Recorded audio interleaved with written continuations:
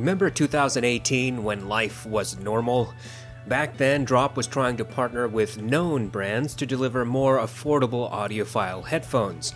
In 2018, they released the Sennheiser HD58x Jubilee, and it sold for about $150. It's currently still available, but for pre-order. In 2018, people went crazy about the 58x, and reviewers from all aspects of the business, those who reviewed only audio gear to gamers to PC component reviewers, sang praises of the 58x. I wondered how the 58x would stack up against the slightly more expensive and newer HD560s. That is this comparison. The 58x was graciously donated for my channel, and I thank the subscriber who was kind enough to let me have this headphone. Let's find out how the 58x and 560s compare. We have already been through the promises regarding the 560. Go back to my original review of the 560 for a thorough discussion. I will merely summarize that Sennheiser made exceedingly bold claims about the 560, and while they were at it, those claims were also contradictory. In essence, the 560 is supposed to have natural, accurate, reference quality sound with deep bass and brilliant treble. Sennheiser also claimed that the 560 is neutral and would provide every detail. The vast majority of Sennheiser's promises for the 560 have been proven to be untrue. Again, go back to my original review for details. As for the 58x, Sennheiser said they incorporated the original 580 but used a new transducer and drivers. Sennheiser promised that the 58x would share characteristics of the HD600 and 650. Sennheiser said that the 58x would have a reference class sound, extended bass, and smooth and clear upper mid-range. So, just as with the HD579, Sennheiser makes conservative, sometimes vague claims for the 58x. But for the 560, Sennheiser decided to promise diamonds. The 58x shares its general build with the HD600, 6XX, and 660s. Indeed, these four headphones clearly have similar use of plastic. As it happens, the 58x uses the same cable, same ear pads, similar headband padding, and similar ear cup and yoke as the 600 series of headphones. The 560 uses lighter plastic. The plastic on the 560 feels cheaper, less robust than on the 58x. In fact, the 58x has a metal headband for adjustment. The 560 has only plastic. The headband padding seems to be about the same between these headphones. The ear pads, however, are different. The padding and velour cover is likely the same type, however, the ear pads are not interchangeable between these two headphones. The 58x cable is dual-sided, flat, and does not transmit much harmonics when rubbed against a surface. It is about 6 feet long. The 560, on the other hand, has a round, rubberized cable that is single-ended, and that cable is 10 feet long, and that cable transmits a considerable amount of harmonics. Regarding comfort, I would say that the 58x touches the top of my ears, and my ears touch the inside of the ear pads. The 560 has deeper ear pads, and my ears do not get pinched. However, the 560 has noticeably greater clamping force than the 58x. Although the 58x is heavier than the 560, I do not feel an appreciable difference here. Overall, the build is more robust on the 58x. The stock cable is better in every way that the 560 cable is bad. The 560's nearly all-plastic build is astonishing since a cheaper headphone from the same company has relevant metal construction. As for comfort, I think it's basically a wash. I find the 58x to have the perfect amount of clamping force, but the 560's ear pads are deeper and my ears do not get pinched as they do on the 58x. To test the 560 and the 58x, I connected them to my A/B switch. That switch was connected to my RME ADI2 DAC, which is a neutral source. I used the stock ear pads for both headphones. I used the stock cable for the 58x and a shorter, cheap, yet very sturdy third-party cable for the 560 because the 560 stock cable is bottom barrel and much too long for my tastes. I played music through Amazon Music HD. I tried to volume match the headphones. There is a noticeable and immediate difference in bass presentation between these two headphones. The 560 has a sub-bass roll-off and the 58X has a sub-bass emphasis. The mid-bass on the 560 seems closer to neutral and the 58X has a mid-bass that is elevated in comparison. In Mountains by Hans Zimmer, there is a sub-bass rumble from the beginning of the track. The 58X presented that immediately. The rumble reverberated but did not distort. It had natural decay. The 560, on the other hand, presented the sub-bass as well, but its transience was noticeably faster and that sound was more muted. Sub-bass and mid-bass melded on both headphones. When the crescendo hit, the 560 recreated the organ, but it was mostly shoulder to shoulder with the other instruments. The rolling thunder effect at this portion of the song was audible on the 560, but it melded heavily with all other instruments. On the 58X, the organ also melded with the other instruments, similar to what had happened on the 560. The rolling thunder effect was more audible on the 58X. On Conquer by Overwork, the 58X and 560 both recreated the rolling marble effect at the beginning of the song. Neither headphone panned that detail. The panning is supposed to occur, but neither headphone demonstrated it. There are multiple drums in this track, and it was clear that the 58X had a mid-bass emphasis compared to the 560. Indeed, the 560 presented the drums more distant, more muted in comparison. Bass slam had a bit more energy on the 560, but not by a significant amount. Neither headphone made the synth sound harsh or fatiguing. I listened to several hip-hop songs including Uproar, Reel It In, New Patek, and Pure Water. The 560 never accurately or fully recreated the subwoofer effect in these tracks.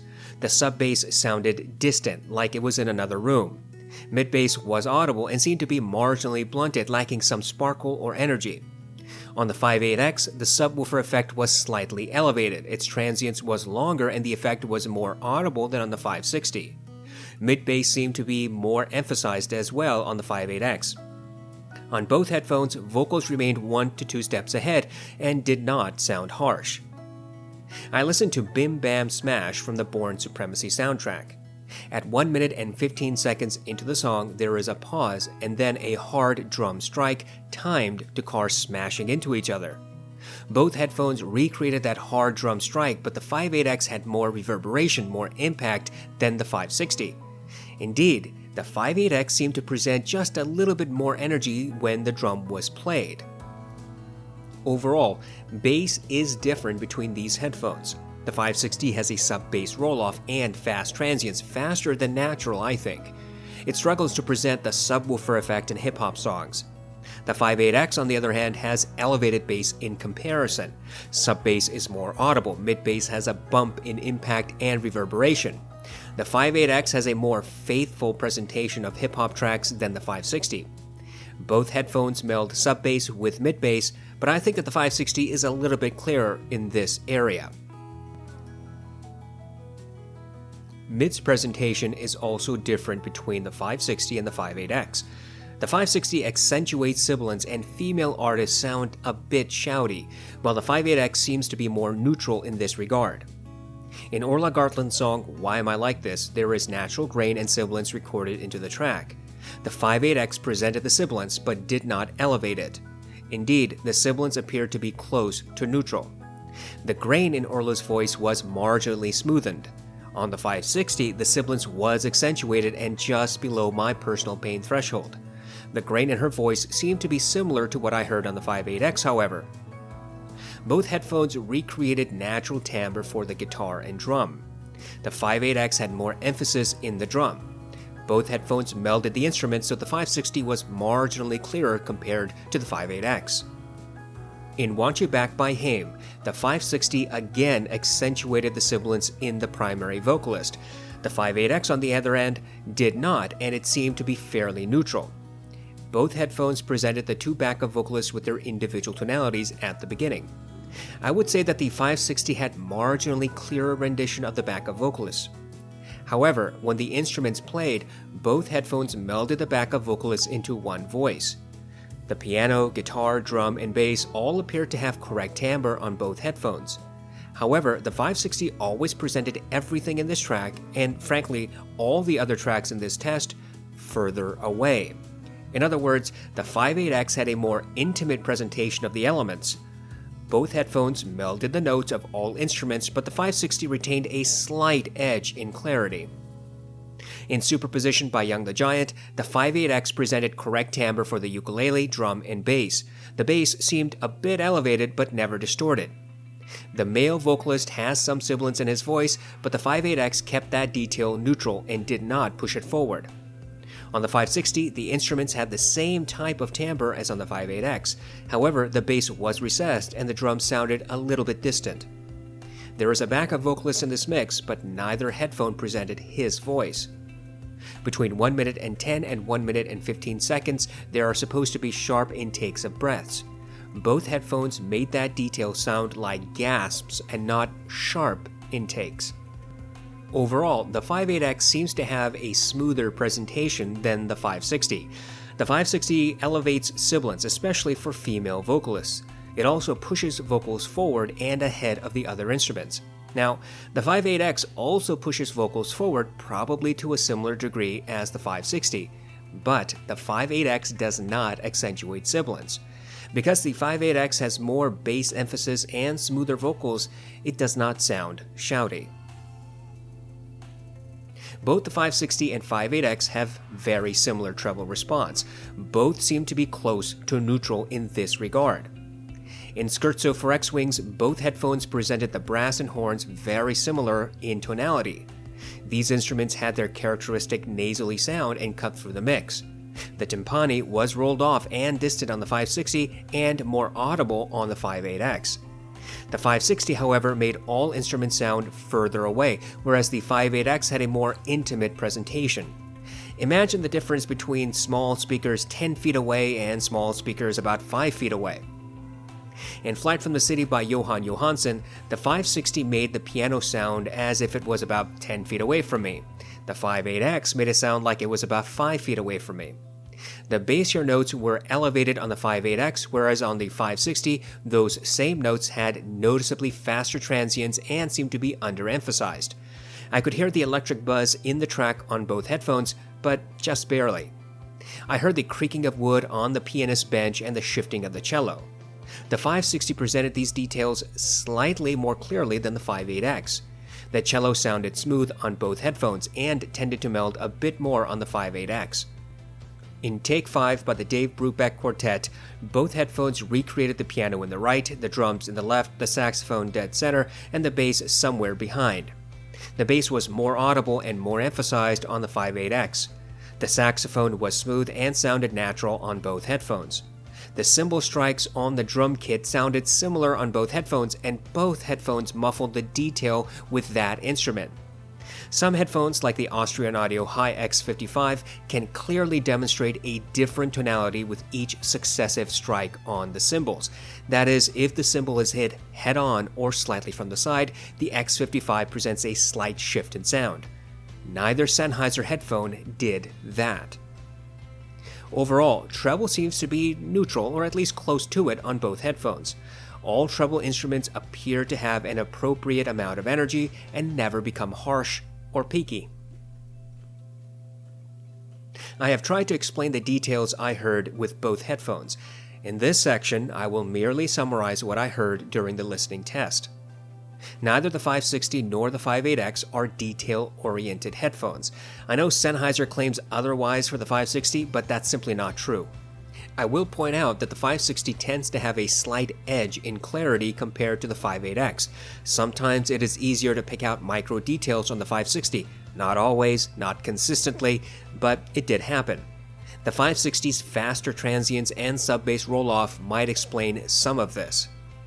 However, both headphones present the same amount and type of detail. The 560 never allowed me to hear a detail that was missing on the 58X. On occasion, I merely heard some details a little clearer on the 560. Both headphones meld instruments. Guitars, bass, drums, vocals all mixed together to present a somewhat veiled signature. Veiled might sound like a terrible thing, but I am merely trying to describe what I hear. Nevertheless, obvious details are clearly there. The creaking of wood, electric buzz effect, shifting of the cello, intakes of breaths, strumming of guitar strings, multiple vocalists. When such elements are pronounced in a track, both the 560 and 58X will render them. The 560 may show these details a bit clearer and a bit further away than the 58X. For a more quantitative test, I used the song New Light by Kazuki.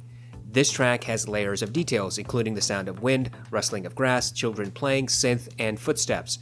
I count the number of footsteps I can hear in the first 60 seconds. The king of detail retrieval in this test is the Focal Clear, which presents 18 footsteps in the first 60 seconds. The Austrian Audio Hi-X55 presents 14 to 15. The Avantone Planar presents 8 to 9 footsteps. The audeze LCD1 presents 7 footsteps. The HD560s presents 6 footsteps, and the HD58x presents 6 footsteps. The fundamental difference between the 560 and the 58x is that the 560 allowed some of those footsteps to sound marginally clearer than on the 58x. However, just as I experienced during the sound test, the 560 never presented details that the 58x missed. Both the 560 and 58x present different soundstage. The 560 has slightly wider soundstage compared to the 58x. In the gamut of headphones, I would say that the LCD1, HD6XX, and 660s have about average soundstage. The Hi-Fi Man Sundara and Avantone Planar have above average soundstage. The Hi-Fi Man Diva has above average to wide soundstage. The HD800s has wide to super wide soundstage. The 58x sounds about average. The 560 sounds average to maybe above average. The original recording plays a significant role on soundstage. So, if your track is electronically mixed, all computer-generated elements, you will hear a different type of soundstage than if an orchestra is recorded live using multiple microphones. A key aspect of the soundstage difference between these two headphones is the way that the headphones present sound. Look, I know this appears to be a rudimentary statement, but bear with me. Throughout this test, it was evident that the 560 seems to make everything, drums, guitars, pianos, vocals, sound more distant, further away. The 560 has faster transients as well. The 58x has a more intimate presentation. All elements appear closer to the ears. Transients is probably natural. So, when you go back and forth between these two headphones, it appears as though the 560 has wider soundstage. But when compared to other headphones like the Sundara, Planar, and Diva, it is obvious that the 560 has more constrained soundstage than those headphones. This is why I say that the 560 has average to maybe above average soundstage. I have said this before, and I will keep repeating it. The HD560s is not neutral. Other people can have their own opinions, but I am not going to pretend that those who refuse to do A/B tests have a monopoly on describing sound signature. The 560 has a sub-bass roll-off. It accentuates sibilants. Vocals are forward compared to instruments. Treble seems to be fairly neutral. I'm not sure how to label this sound. It is not V, U, or M-shaped. It simply is. The 58X, on the other hand, does have a bass emphasis. Do not mistake this for a bassy headphone. We're not talking skull candy or Beats or Bose, but the difference in bass presentation is pretty obvious between the 58X and the 560. The 58X also has a vocal push similar to that of the 560, but it does not have a sibilance emphasis. Treble is similar to the 560, that is close to neutral. The 58X has a more intimate rendition of music. In other words, instruments and vocalists always sound more full on the 58X compared to the 560. Whether you would like one of these sound signatures is totally up to you. Value judgments are personal, just like sound preferences, but we have to start somewhere. I think the vast majority of audiophiles would agree that paying $3,500 for a DAP which does not have Android or swappable amp sections is a waste of money. And I'm sure the same number of people would say that there's no rational basis to spend that kind of money on any DAP or headphone. But those who buy $3,500 DAPs and headphones will have a different assessment. Who is right and who is wrong? Well, I think you can put value on some type of objective scale. Let me ask you this. Would you willingly give money for a product that does not do half the things the manufacturer promises? Imagine you buy a car and the salesman said, this car can easily top 120 miles per hour, get 30 miles per gallon, has exceptional handling on the road, and will make you the most desirable bachelor in town. If that car can barely top 75 miles per hour, does not get close to the gas mileage promised, and handles similar to other cars on the road, would you be eager to hand over your money? I pose a similar question to you regarding both the 560 and the 58X. The 560 does not present all the details in a track, contrary to Sennheiser's ridiculous claims. The 560 is not neutral. It does not have a robust bass response. The 560 is not analytical, and I'd love for Sennheiser to explain why they think it is. On the other hand, we have the 58X. For this headphone, there are no real specific grandiose promises. Sennheiser says that the 58X has reference class sound, extended bass, and smooth and clear upper mid-range. Reference class sound does not necessarily mean neutral. I suppose Sennheiser means reference to the Sennheiser sound signature. And if that is the definition, then I think that may be true to an extent. You certainly get a flavor of Sennheiser's house sound that is similar across Sennheiser's other headphones. The 58X does have extended bass. It reaches into the sub-bass and presents those elements. Sub-bass and mid-bass could be clearer, more defined, but they are not muddy or distorted. Sennheiser's claims that the 58X has smooth and clear upper mid-range is fairly accurate, I would say. There's no harshness to the vocals or other mid-centric instruments. I would point out that the 58X is not clear in the sense that the HD560s or X55 is clear. But the headphone does not sound muddy, let's put it that way. When I compare the promises to the performance, I can tell you that it would have been much better for Sennheiser to not hype the 560's purported performance. When you make promises, you will be held accountable for them. And when you make specific, grand promises, your failure to live by them is going to be judged unfavorably. I really wish Sennheiser would tell us what they used to compare the 560 to. Compared to what does the 560 provide all the details in a mix? Compared to what does the 560 have neutral or natural or analytical sound? Compared to what does the 560 have deep, amazing bass? It seems like Sennheiser stuck their hands into the audiophile jargon bag and pulled out words to slap on the website. Perhaps that explains the contradictory promises. This brings us to value. The HD560s does nothing truly different in the grand scheme of headphones. Take a look at its construction. It's laughable plastic. It makes no sense at all to pay $200 for the 560's cheap-feeling, thin plastic shell. How can Sennheiser justify throwing in a stupidly long, rubbery cable, a cable, by the way, which is prone to kinks and harmonics? How can Sennheiser charge $200 for a headphone that doesn't even come with a carrying bag, a simple accessory that you get with sub-$50 headphones?